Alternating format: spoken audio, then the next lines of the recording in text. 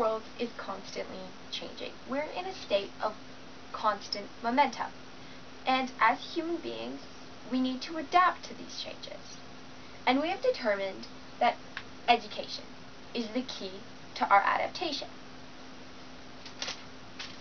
Education is said to propel nations toward prosperity, towards equality, and towards peace. And living here in Canada, and in the majority of the Western world, we have a very specific image of what education is supposed to be. And we take this image and we throw it at less successful nations. And we tell these nations that in order to develop, in order to improve, that they must take our lesson plans, take our curriculum, take our education systems, and implement it in order to catch up to us.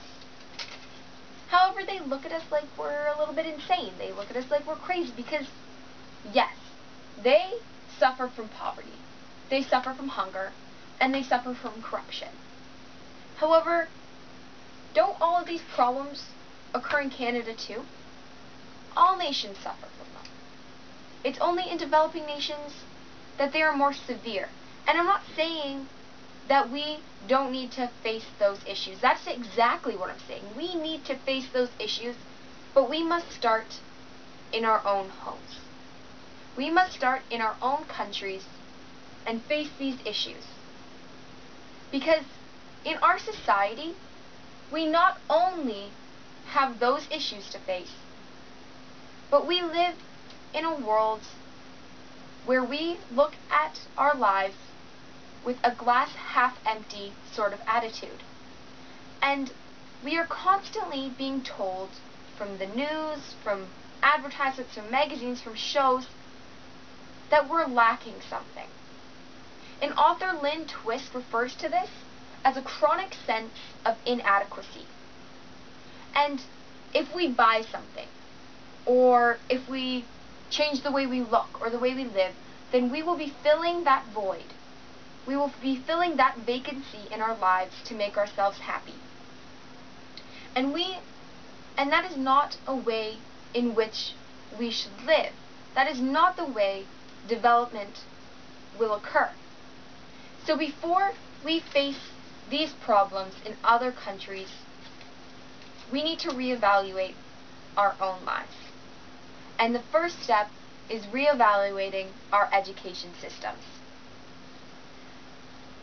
So, by reworking our own schooling, we can breed a new generation. A generation of humanitarians that care about the well-being of others.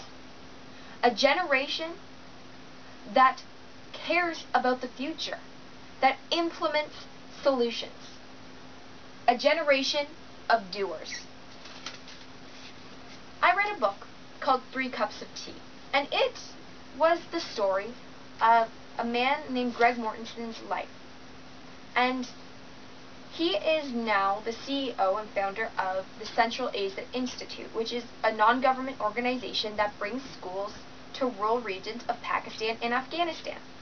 And this book was about how it started.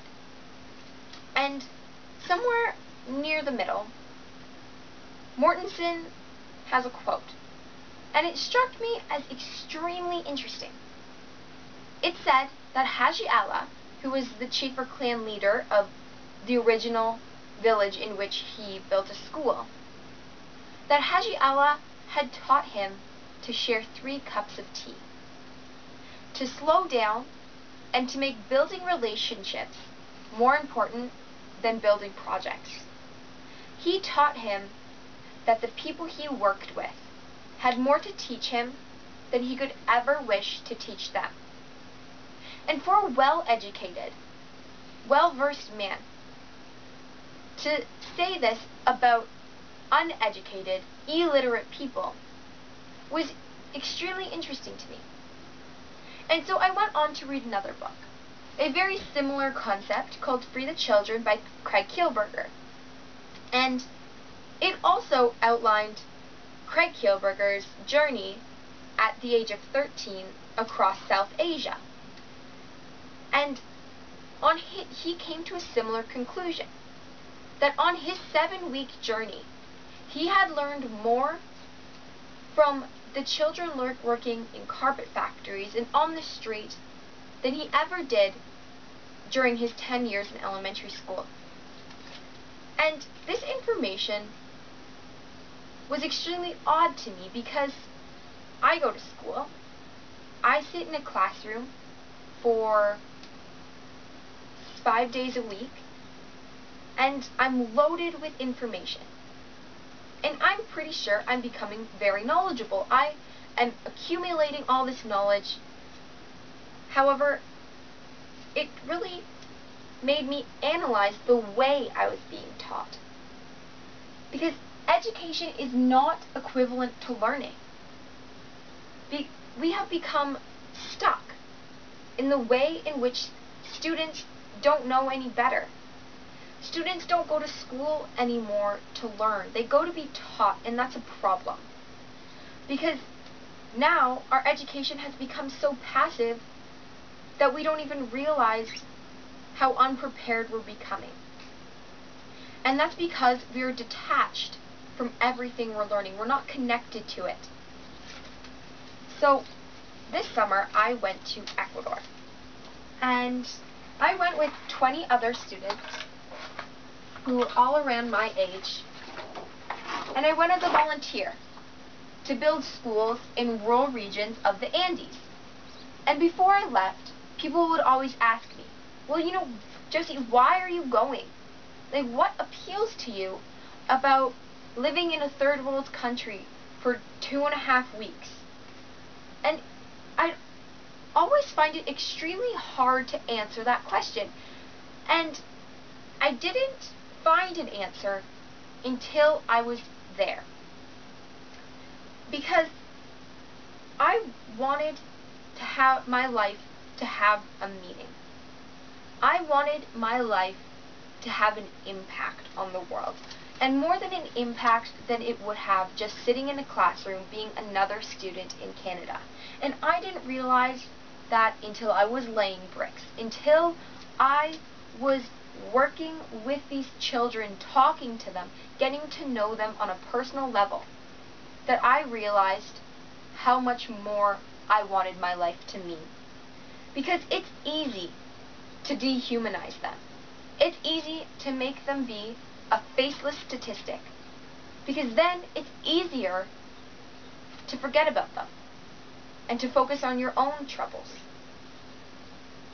But that isn't okay, because if we ever wish to move forward as a global community, we need to see everyone as people. And Stephen, our group leader, he shared a poem with us on the last day that we were there. And I'm going to read you a bit. And it's called With These Two Hands. We've got these 2 palms, 10 digits, that have so much power sometimes we don't even know what to do with it. The possibilities are endless, but opportunities are lost and wasted. It's senseless, because too often we choose to sit instead of stand, and end up sitting on our hands. So instead of making a difference, we become indifferent. Instead of acting, we sit, hope, and wish for something different. And it's a bad choice, not bad luck. And it leaves us handcuffed, slaves to our laziness. It's such a waste, it's craziness, 'cause the world pays for this. And then he goes on to challenge us, to make us stop sitting on our hands and to start acting on our ideas. And ideas and opinions are formed through the gathering of information from different sources. And our generation will be forced to face some pretty significant problems, and future generations will have to maintain our progress. But the only way progress will be achieved is if our education system stops being theory-based and becomes action-based. We all know all of the problems. They're shoved at us every day. We see the poverty, we see the hunger on the news, in the paper. So we know that something has to be done. But I want you to know that things can be done. And I want to challenge you to become part of the movement. A movement to alert and mobilize the citizens of our world, and to readdress the social problems, beginning with education. We need to rethink our curriculum and begin shaping it to fit the needs of tomorrow. Not radical change, but actual change. Things like agriculture classes, where students actually have to grow and raise crops. And this doesn't just have to be a farming class. It can incorporate so much more. Biology, cellular respiration, cellular structure, photosynthesis could all be part of this class.